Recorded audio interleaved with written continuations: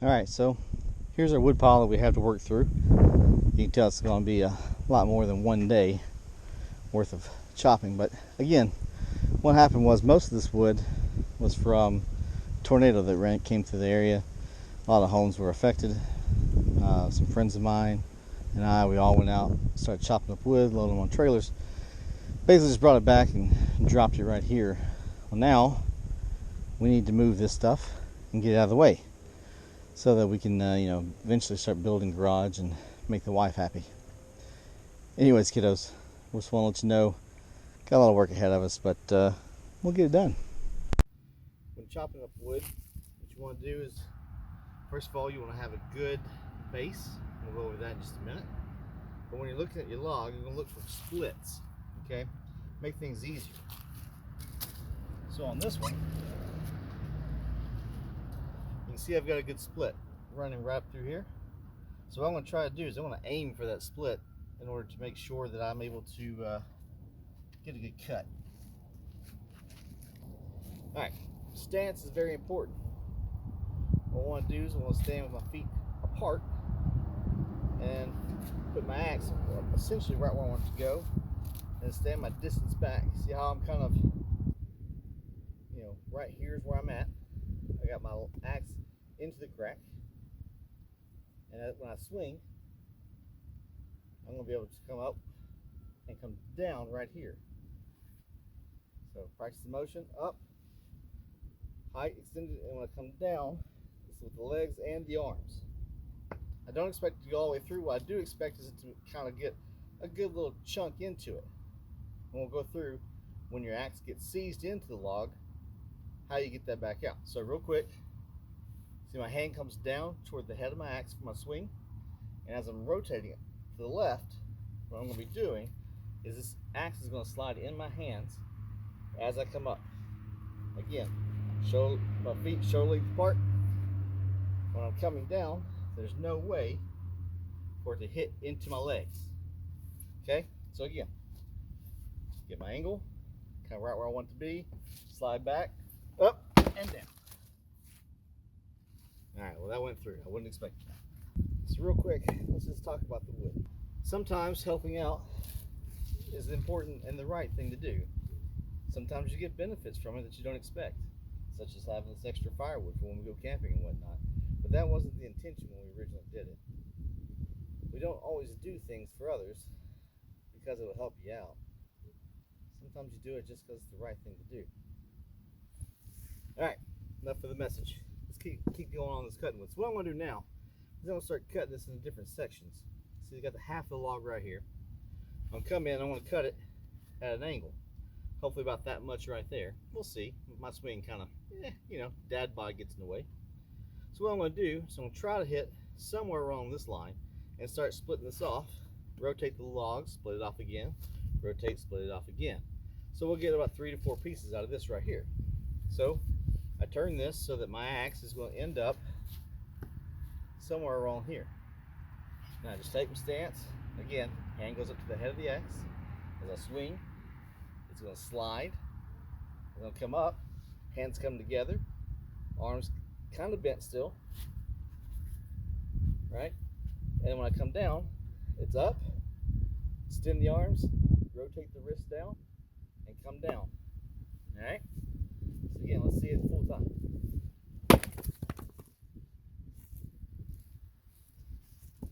Grab your log, put it back up there, rotate it so that you can get your angle that you want,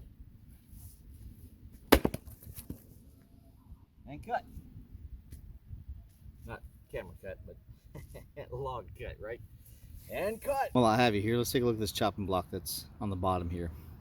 So when you're picking out a block, again, something round that'll sit kind of level on the ground so it's not rocking, but maybe not necessarily level on top, because if you do get that odd shaped piece of wood, you can kind of twist it and turn it until it's, the level of the unlevelness of the cutting block can match the unlevelness. Is that the right word?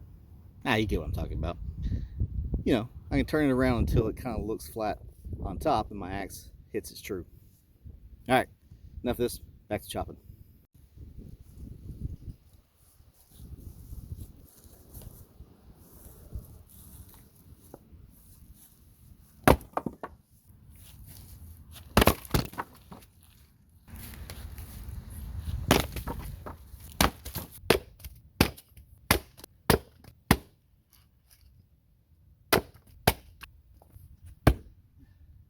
see is I got stuck. Right? If I come up here, can't really get that axe out of there. I'm going to lean it over to the side. I'm just going to hammer it down until I get my axe back out. You just take a wedge and you can sit there and just place it in that spot where your axe just made a little indentation. And we're going to just hammer it down. Now I like to put it on the edge here. What I'm going to do here with this is that way I can, if I start getting this going, I can get it back out if I need to. Technically, if I just put it right here and just hammer it in, it'll work as well. Let's go ahead and do that first, show you how it looks. Take a sledgehammer, which this one is actually a splitting maul, but you can see it's been kind of broken and tore up. So all I'm going to do is I'm going to get that started, so I don't have to hold it by hand. And then I'm going to hit it with the sledge part of this maul, slowly at first.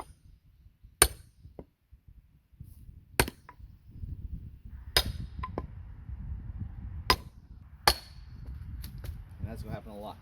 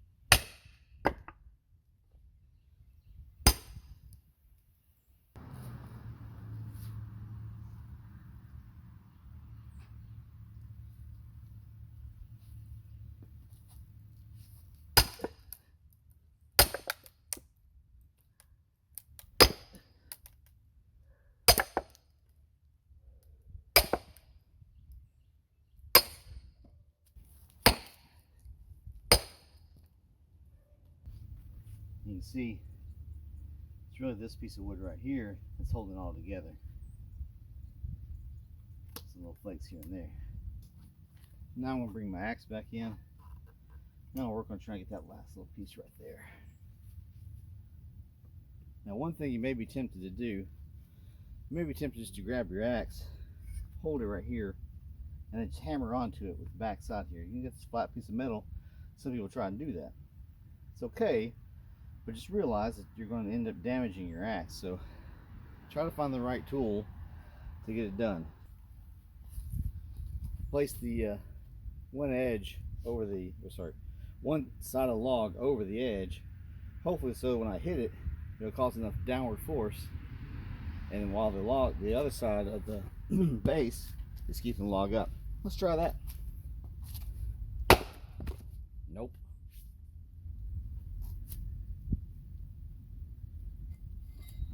But we did get our wedge loose. So I showed you how to use a wedge and try to make that log split. But now I told you the tool I'm using to drive that wedge is called a splitting maul. Well, let's try using the splitting maul and see what happens.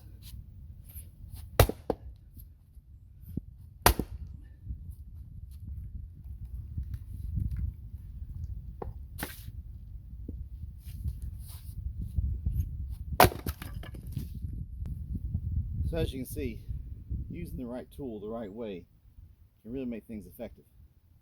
If you don't have a splitting maul, all you had was maybe a sledgehammer and a wedge, use that. If you have a maul but its handle's tore up and broken and it's hard to swing, well, find ways around it. Short of the story, the abbreviated version of the story, no. What I'm trying to say is find the right tool, get the job done.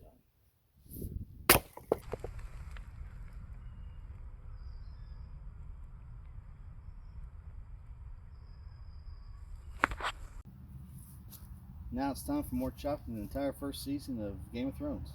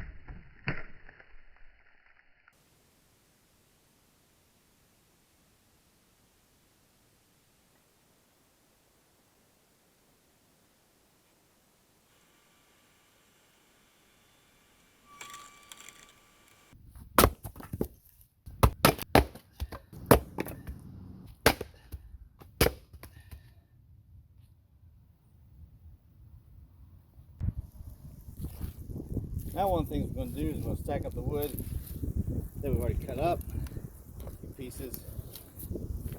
So when I'm stacking wood, my goal is to try to get some of these big pieces lay flat on the bottom.